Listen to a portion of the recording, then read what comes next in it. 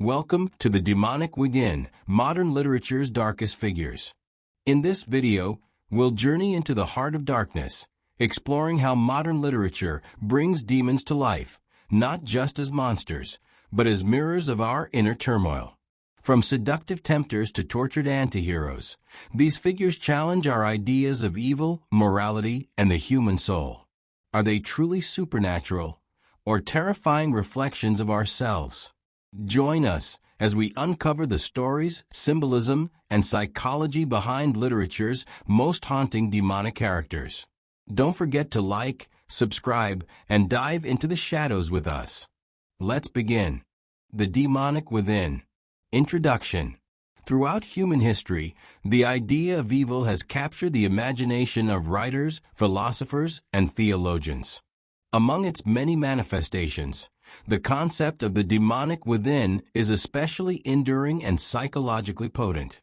It refers not to horned beasts lurking in shadows, but to the inner forces, desires, fears, impulses, and traumas that seem alien to our conscious, moral selves.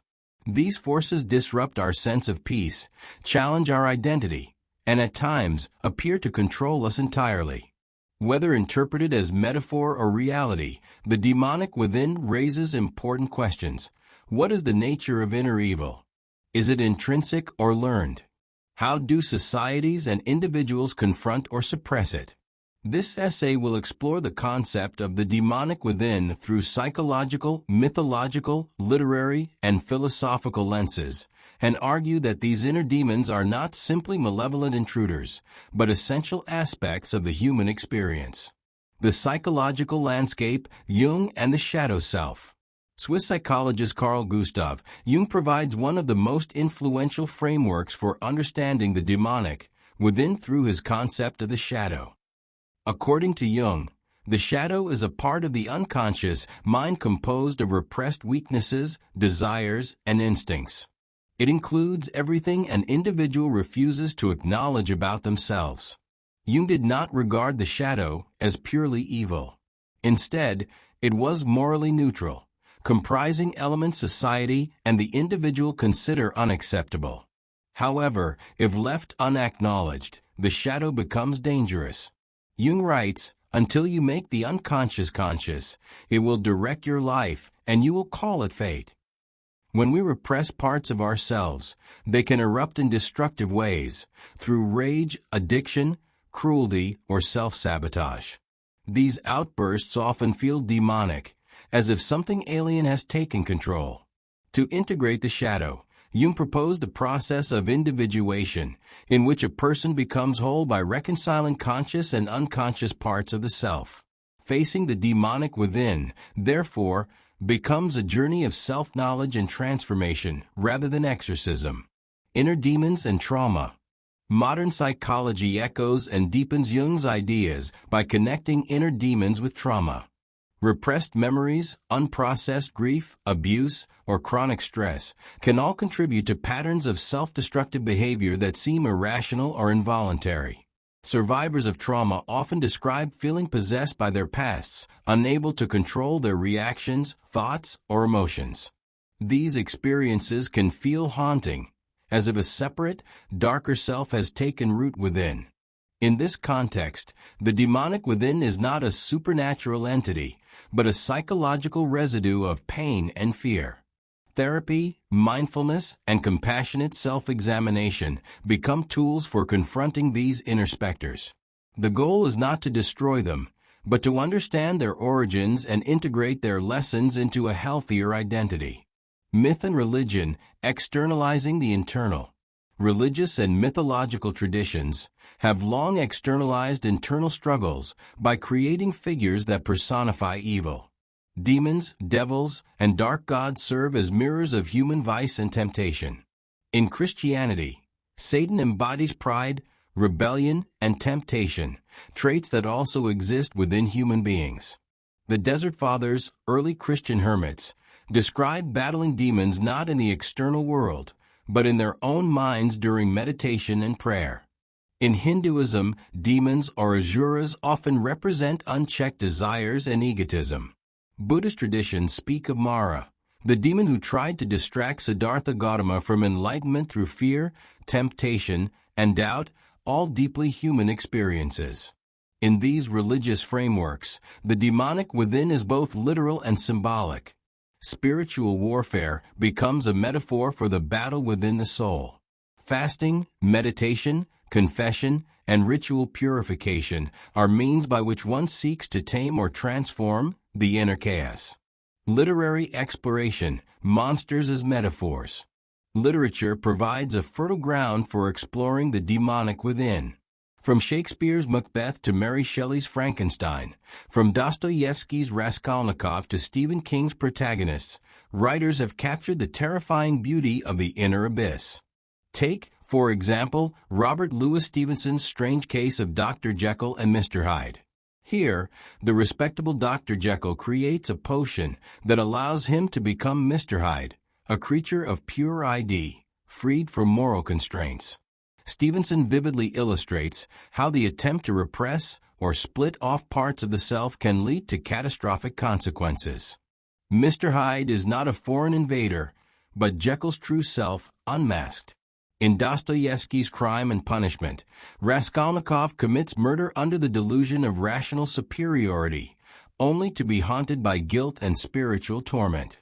His inner demon is the belief that he can transcend morality, but it collapses under the weight of conscience.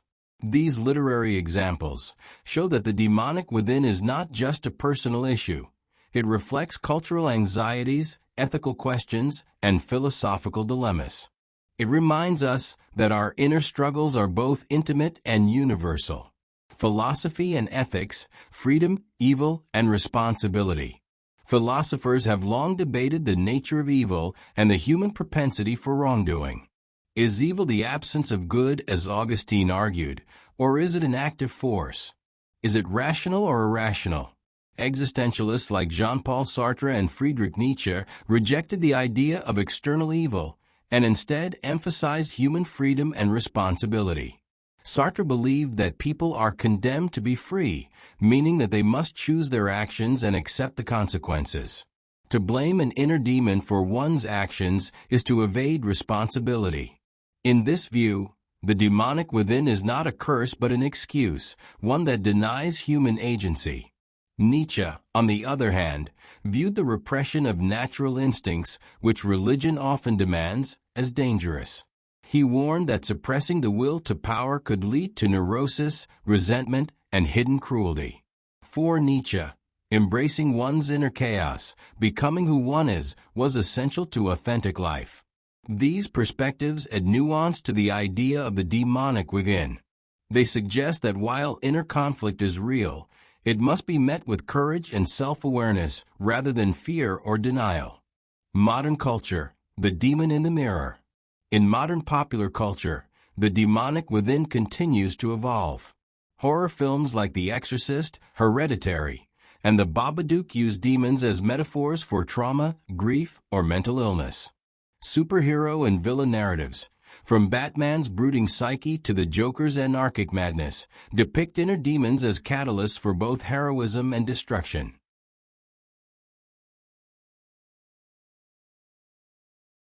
Even in everyday language, we talk about battling our demons. Addiction, depression, anxiety, jealousy. These are seen as personal monsters that must be confronted. The growing awareness of mental health issues has shifted the narrative from punishment and moral failure to compassion and healing. However, the metaphor of the demon remains powerful, conveying the sense of struggle, fear, and transformation. In social and political contexts, the demonization of others, treating certain groups as evil or subhuman, often reflects unacknowledged fears within a society. Scapegoating is a way to project the collective shadow onto an external enemy, thereby avoiding internal reckoning. Understanding the demonic within, therefore, is not just personal work, it is cultural and ethical work as well. Facing the demon, toward integration and healing. To confront the demonic within is not to engage in a holy war, but to practice radical honesty.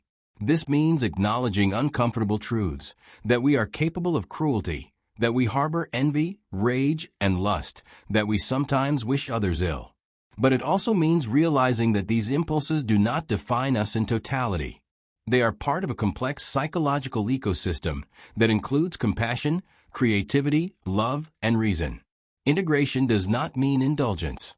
It does not mean giving into harmful desires or rationalizing destructive behavior. Rather, it means recognizing these parts of ourselves, understanding where they come from, and channeling their energy in constructive ways. Art, therapy, meditation, service to others, these are paths that allow individuals to engage with their inner darkness without being consumed by it. Often, the parts of us we label demonic are actually wounded, neglected, or misunderstood. They call for attention, not annihilation. As poet Rainer Maria Rilke once wrote, "Perhaps all the dragons in our lives are princesses who are only waiting to see us act, just once, with beauty and courage." What we fear most in ourselves may hold the key to our deepest growth. The demon is us. The demonic within is a concept that spans religion, psychology, literature, and philosophy. It represents not only the capacity for evil but the tension between our ideals and instincts, our social masks and secret selves. Whether we interpret it as a metaphor for mental health, a spiritual challenge, or a philosophical riddle, the demonic within is undeniably real in its effects. It is easy to deny, project, or repress these parts of ourselves. It is harder, but far more rewarding, to confront them. By doing so, we become more whole, more humble, and more human. In the end, the demonic within is not something to be exorcised but understood. Not an enemy to be destroyed, but a companion to be reconciled. The demon is not out there, it is us. And in facing it, we find not just darkness, but the possibility of transformation. Modern literature's darkest figures. Modern literature is often a mirror to the complexities of the human psyche and society, reflecting both the light and the shadows within us. While literature has always explored darkness, from Shakespeare's Macbeth to Milton's Satan, it is in modern literature, from the 20th century to the present day, that the darkest figures become most psychologically layered, morally ambiguous, and socially relevant. These figures are not mere villains but are often protagonists, anti-heroes, or tragic individuals whose descent into darkness speaks volumes about identity, trauma, power, and existential dread. This essay explores some of the darkest characters in modern literature and analyzes what makes them so compelling, disturbing, and enduring. 1. Patrick Bateman, American Psycho by Bret Easton Ellis, 1991. Perhaps one of the most notorious figures in modern fiction, Patrick Bateman is the protagonist of American Psycho, a novel that shocked readers with its graphic depictions of violence and the cold sociopathy of its central character. Bateman is a Wall Street investment banker who hides a sadistic serial killer behind his carefully manicured facade. What makes Bateman such a dark figure is not just the extremity of his violence, but the emptiness within him. He represents the ultimate product of hypercapitalism, consumerism, and alienation. He narrates his atrocities in the same tone he uses to describe his skincare routine, blurring the line between the superficial and the sinister. Bateman embodies the existential void. His horrific acts stem from a lack of identity, empathy, or meaning in life. He is not evil because of hatred, but because of absence. Explanation: Bateman's darkness is not merely sensational, it is philosophical. He exposes how modern society can produce monstrous individuals who are emotionally deadened by materialism and disconnection. His character is a critique of the sociopathic tendencies nurtured by modern corporate culture. 2. Humbert, Lolita by Vladimir Nabokov, 1955. Humbert, the narrator and central figure of Lolita, is perhaps literature's most disturbing example of moral ambiguity. A refined, articulate man with a cultured sensibility, he is also a pedophile who manipulates and abuses a 12-year-old girl named Dolores Hayes, whom he nicknames Lolita. Nabokov crafts Humbert as a complex character whose self-awareness and eloquence almost seduce the reader into complicity. Humbert justifies his actions with poetic language and philosophical rationalizations, yet the horror of his abuse becomes all the more apparent as the novel unfolds. Explanation: Humbert's darkness lies in his manipulation, not just of Lolita, but of the reader. Nabokov challenges us to see how aesthetics and intellect can mask moral depravity. Humbert is a terrifying reminder of how dangerous charisma and intelligence can be when used to justify evil. 3. Bigger Thomas, Native Son, by Richard Wright, 1940. Bigger Thomas is the tragic anti-hero of Native Son, a novel that examines systemic racism and the psychological toll of oppression. A young black man living in 1930 Chicago, Bigger accidentally kills a white woman and spirals into further violence. While his actions are undeniably horrific, Wright portrays them as the inevitable outcome of a life shaped by poverty, racism, and hopelessness. Bigger is not a monster in the traditional sense. He is a product of his environment. He internalizes the fear, anger, and marginalization imposed upon him, and that repression explodes into violence.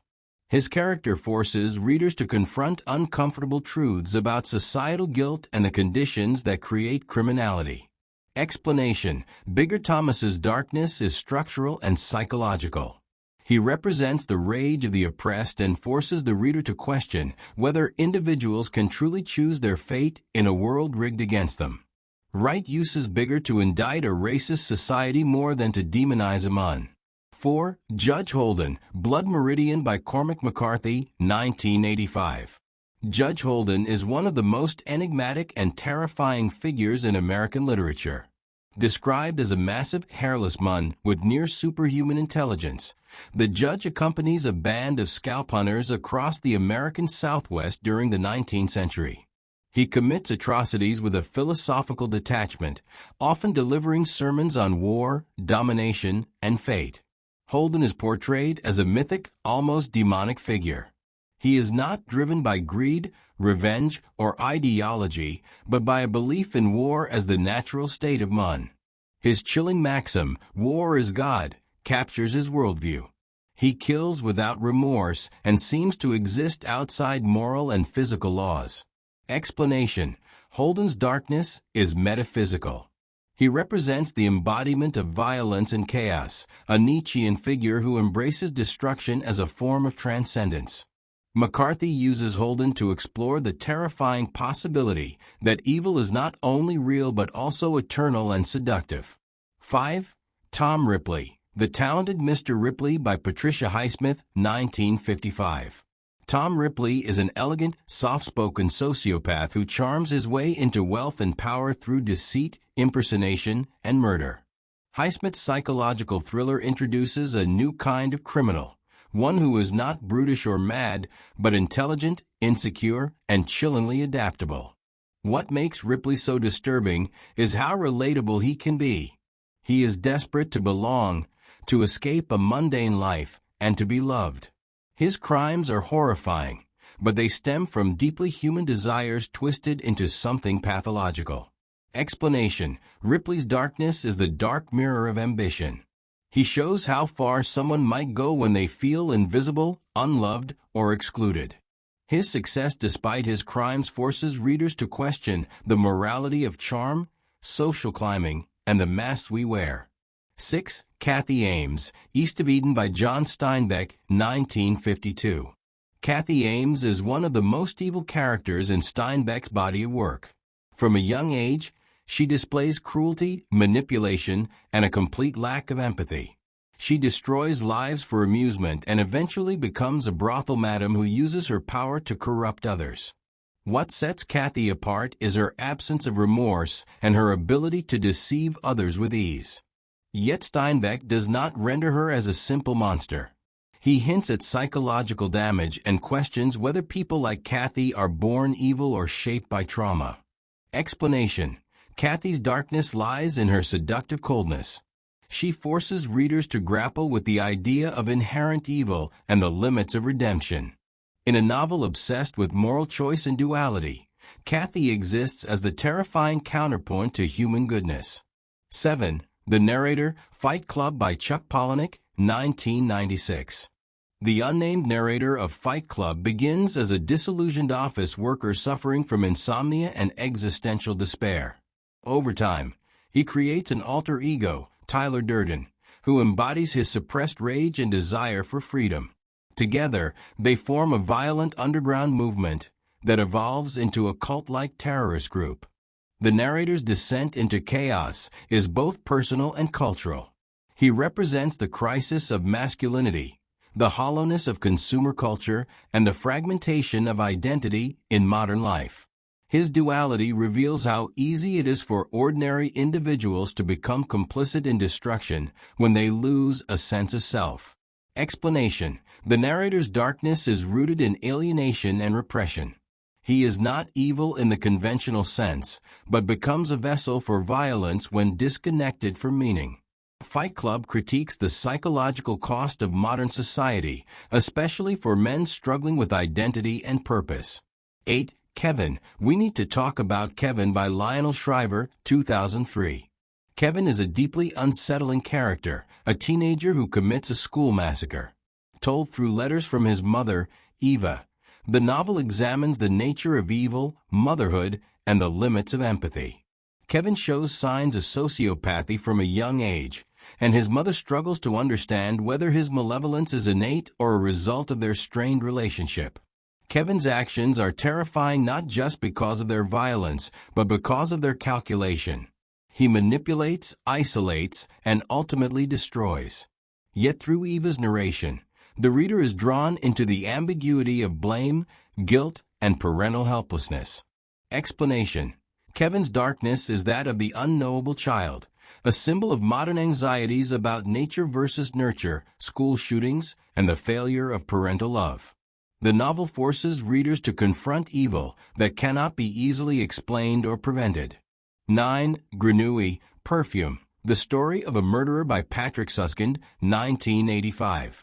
Jean-Baptiste Grenouille is born with no body odor but possesses an extraordinary sense of smell.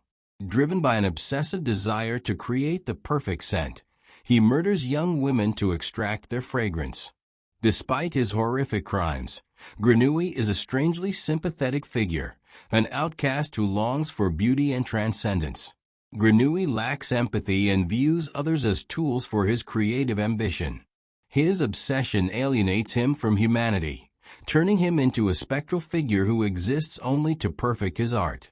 Explanation: Grenouille's darkness is aesthetic and metaphysical. He illustrates how the pursuit of perfection can dehumanize both the creator and the victims.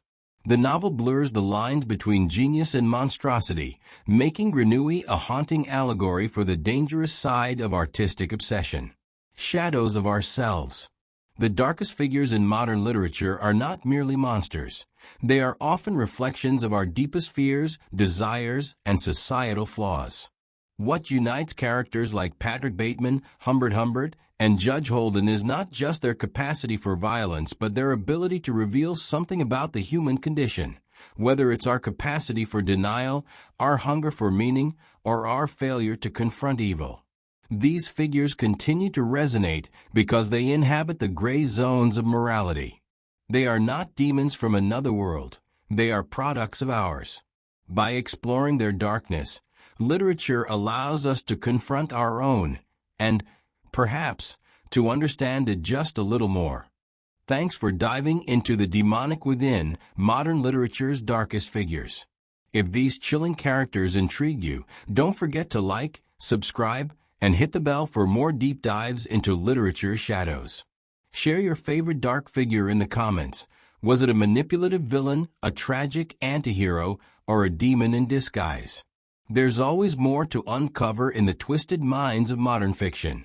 Until next time, keep reading between the lines, because sometimes the real monsters are closer than they appear.